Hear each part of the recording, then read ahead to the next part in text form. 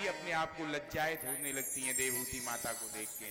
अब तो महाराज देवहूति माता और करदम जी दोनों उस विमान में बैठ के अनेक वर्षों तक भोग भोगते हैं, और भोग भोगते भोगते उन्हें 9 पुत्रियां होती हैं।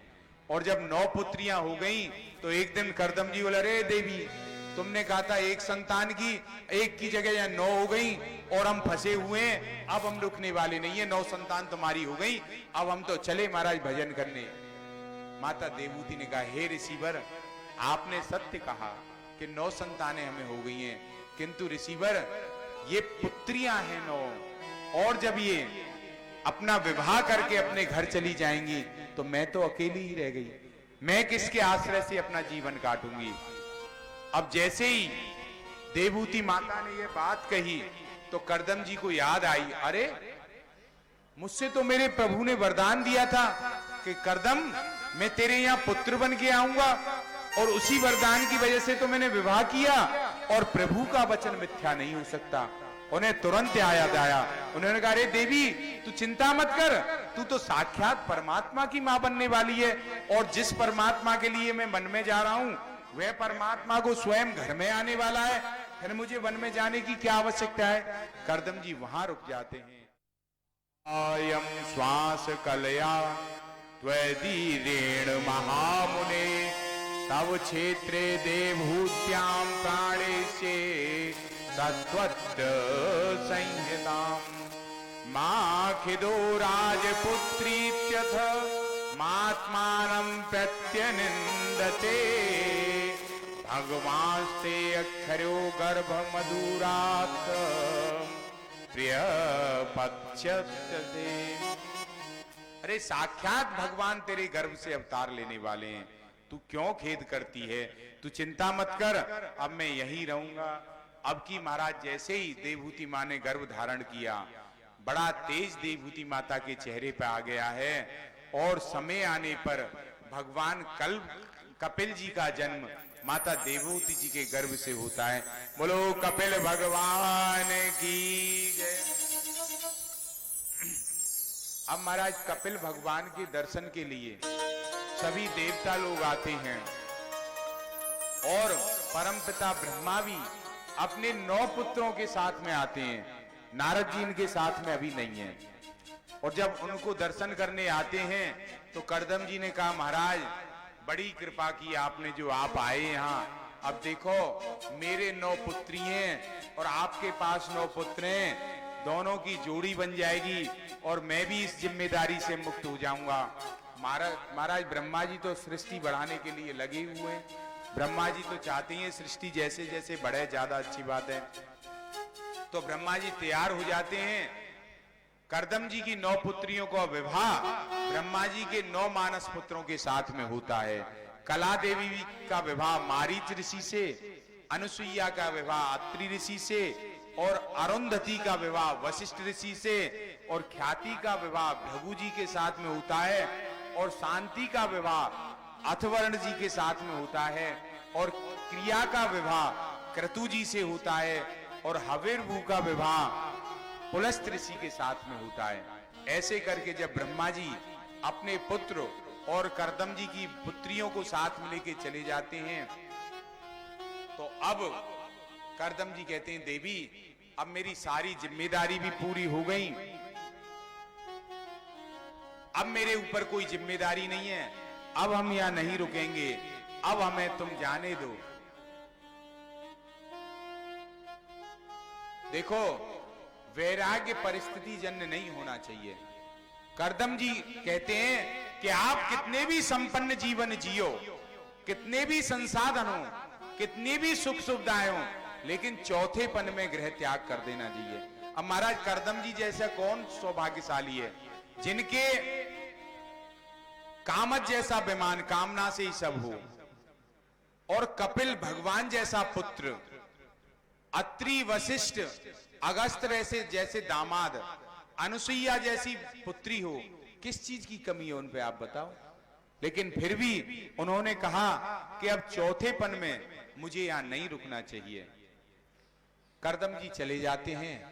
अब दोनों कपिल जी और देवहूति जी माता उस आश्रम में रहती हैं। एक दिन देवहूति माँ कहती हैं, बेटा मैंने सुना है तू साक्षात भगवान है। बेटा मैंने बड़े भोग भोगे, शायद ही कोई ऐसी स्त्री हो जिसने मेरे जैसे भोग भोगे हों। अगर मायके में रही तो राजकुमारी की तरह रही, ससुराल में आई तो करदम जी जैसा पति और कामत जैसा विमान, वर्षों तक मैंने भोग भोगे, ऐसी ऐसी पुत्रियां, किसी चीज की कोई कमी नहीं। लेकिन बेटा मुझे फिर भी संतुष्टि नहीं है, चित्त को संतुष्टि नहीं है। कपिल भगवान कहते हैं, माता कर्म तुम कितने भी भोगती रहो, कर्मों का फल विषय अपने आप में पूर्ण नहीं है, तो तुम्हें कैसे पूर्णता देंगे? क्योंकि जब तक आप पूर्ण से नहीं जुड़ोगे तो आपको पूर्णता प्राप्त नहीं होगी। और जो विषय स्वयं में पूर्ण नहीं है, आप उनसे जुड़ी हुई हो, तो आपका चित्त को चैन मिलेगा ही नहीं। अगर आपको चित्त को चैन चाहिए तो पूर्ण ब्रह्म परमात्मा से पूर्णता से ही जुड़ोगे तो ही चैन मिलेगा। पूर्णमदा पूर्णमिदं पूर्णात् पूर्णमुदच्यते पूर्णस्य पूर्णमादाय पूर्णमेवावशिष्यते। पूर्ण तो केवल एक परमात्मा है, उसी से चित्त लगा दो, उसी में रम जाओ।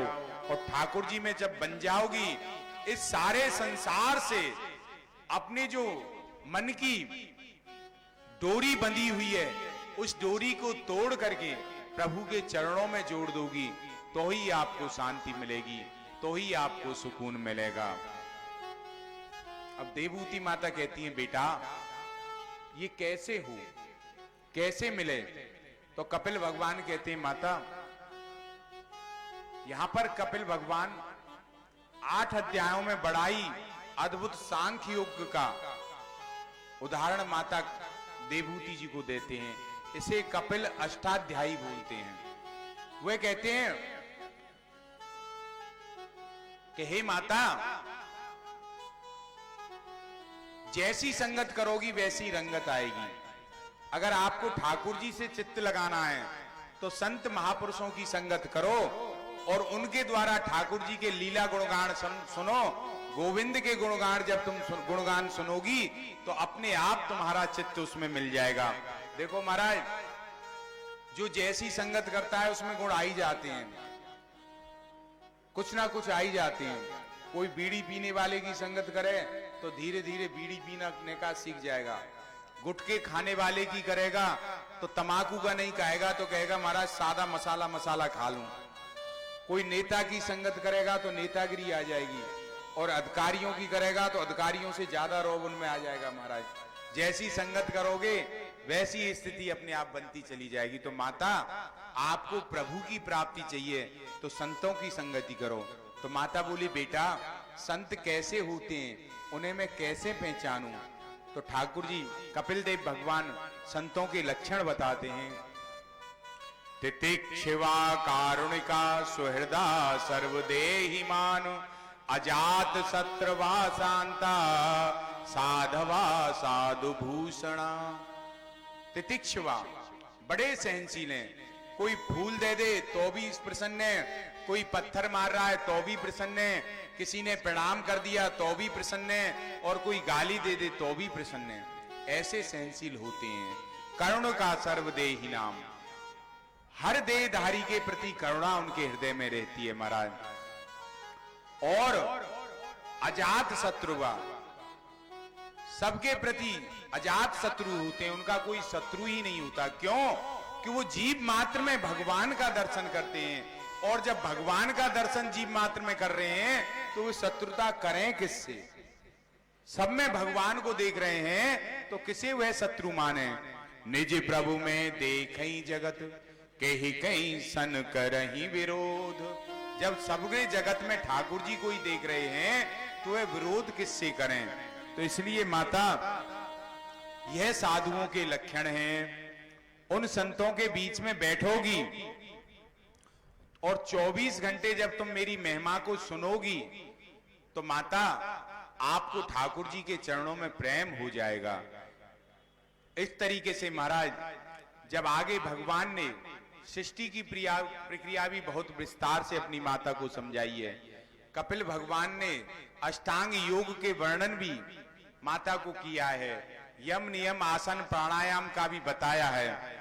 ऐसे कर करके जब माता को समझाया पूरी तरह, तो माता को ज्ञान हो गया। अब माता देवाहुति प्रश्न करती हैं, बेटा भक्त कितने प्रकार के होते हैं?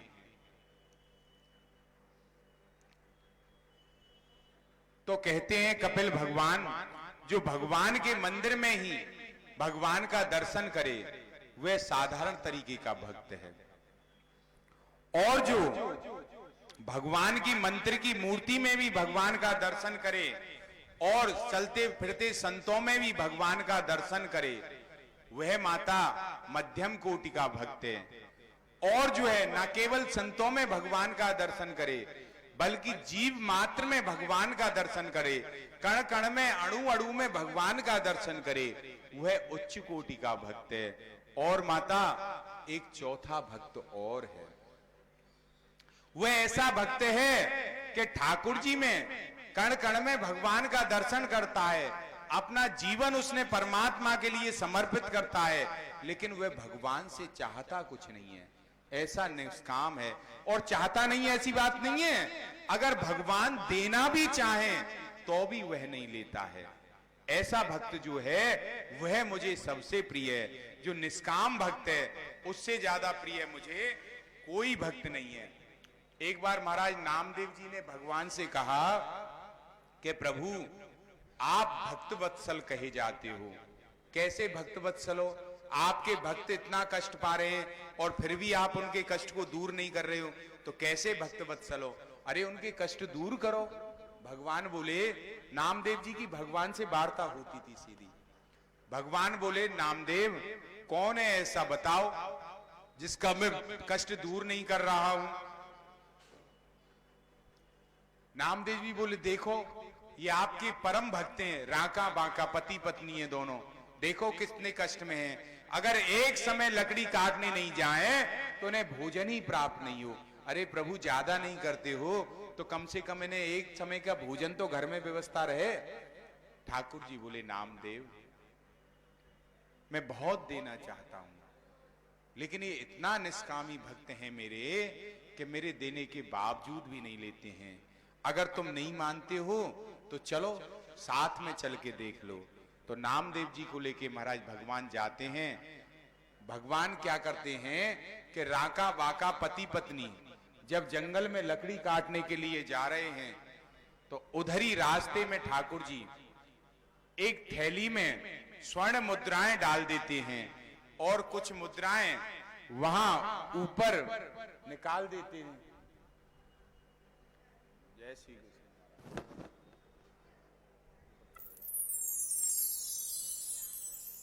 जब स्वर्ण मुद्राएं ऊपर निकाल के दे देते हैं,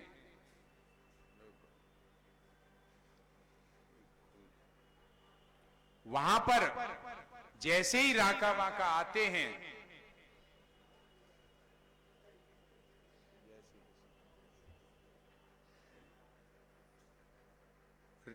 जब पति उस स्वर्ण मुद्रा की थैली को निकलता है तो वह मुड़ के देखता है, अरे ऐसा नहीं हो पीछे से देवी जी आ रही हैं और इस धन संपदा को, लक्ष्मी को देख के उनका मन चंचल हो जाए।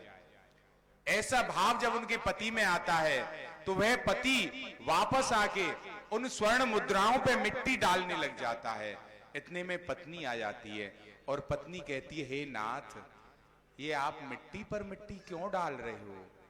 अब तो महाराज राका की आश्चर्य का ठिकाना नहीं रहता है। देवी तुम तो मुझसे बहुत आगे हो। अरे मैंने सोचा कहीं तुम्हारी बुद्धि इस धन को देख के भ्रमित नहीं हो जाए। मेरी दृष्टि में तो भी ये स्वर्ण था, किंतु तुम्हारी दृष्टि में ये मिट्टी है। तुम तो मुझसे बहुत ऊपर हो देवी। ऐसा कह के दोनों पति पत्नी उस धन को छोड़ करके आगे चले जाते हैं। ठाकुर जी कहते हैं, देखो नामदेव, मैं देना चाहता हूं लेकिन ये कहां लेते हैं। चलो एक काम करते हैं, ये अगर नहीं ले रहे हैं तो इनके श्रम में ही हम कुछ इनकी मदद कर देते हैं। ठाकुर जी आगे जाके जंगल में सूखी सूखी लकड़ियों को एक जगह एकत्रित कर देते हैं और एकत्रित करके रख देते हैं। और जब राका बाका पति पत्नी दोनों वहां जाते हैं और वह देखते हैं कि लकड़ियां एक जगह गट्ठर बनी हुई हैं, तो वह कहते हैं कि हे देवी, मुझे लगता है कि हमसे पूर्व में ही यहाँ कोई लकड़हारा आ गया है और लकड़ियों को एक जगह एकत्रित करके चला गया है। हो सकता है कोई साधन लेने गया हो और वह लकड़ियों को लेके जाए। दूसरे की एकत्रित वस्तु को हमें नहीं छूना चाहिए। अब हम ये लकड़ी नहीं छुएंगे। इधर उधर जंगल में भी उन्होंने दृष्टि डाली, कोई सूखी लकड़ी उन्हें नहीं मिली। तो उनकी पत्नी क्या कहती है, बोले प्रभु, आज उस माया पे हमारी दृष्टि चली गई, उसी का यह दुष्परिणाम है कि हमें आज भूखे बैठना पड़ेगा। तो हे नामदेव, जिन पति पत्नी की ऐसी उच्च दृष्टि हो, उस माया की दृष्टि पात्र से वो सोचती हो कि आज हमें भोजन नहीं मिलेगा, तो बताओ मैं कैसे दूं। तो कपिल भगवान कहते हैं, माता, ऐसे जो निरपेक्ष भक्त हैं, जिन्हें कोई कामना ही नहीं है, वह भक्त मुझे सबसे प्रिय है। निरपेक्षम मुनिम शांतम निर्वैर्यम समदर्शनम अनुप्रजाहम नित्यम पूये तेंघ्रिरेणु भी। भगवान कहते हैं जो निरपेक्ष है, वो किसी से अपेक्षा ही नहीं करता है, वह मुझे बड़ा प्रिय है। अब महाराज, हम अपने जीवन में तो नित्य जो भी अपने संबंध में है, सबसे कुछ ना कुछ अपेक्षाएं पाल के बैठे हैं। माता पिता पुत्र से अपेक्षा रखते हैं कि ये मेरी सेवा करे, बहू से अपेक्षा रखते हैं ये मेरी सेवा करे, पुत्र माता पिता से अपेक्षा करता है कि इनका मुझे धन मिले। और तो और लौकिक व्यवहार में आप जिससे का पास बैठोगे, जिससे संबंध बनाओगे, उनसे कहीं ना कहीं कोई ना कोई अपेक्षा रखते हैं। और ये ऐसे निरपेक्ष, जो कोई किसी से अपेक्षा ही नहीं रखे, ऐसा भक्त माता मुझे बहुत प्रिय है। अब महाराज आगे चल के देवाहुति माता समझ जाती है और उन्हें आत्मज्ञान हो जाता है। ऐसा कर देवाहुति माता ध्यान मग्न हो जाती है और प्राणायाम करके जल रूप में प्रवाहित होकर के, जय श्री कृष्ण, जल रूप में प्रवाहित होके हो जाती हैं। और कपिल देव जी महाराज अपनी माता को प्रणाम कर करके निकल जाते हैं और समुद्र में जाते हैं। समुद्र उन्हें स्थान देता है, वहां जाकर के बैठ जाते हैं और तपस्या में लीन हो जाते हैं। आज भी लोग जो गंगा सागर जाते हैं, सारे तीर्थ बार बार, गंगा सागर एक बार, तो महाराज गंगा सागर में महाराज कपिल देव जी बैठ जाते हैं। मकर संक्रांति का आज भी विशेष पर्व है वहां का। इस तरीके से तृतीय स्कंद की कथा पूरी होती है। अब चतुर्थ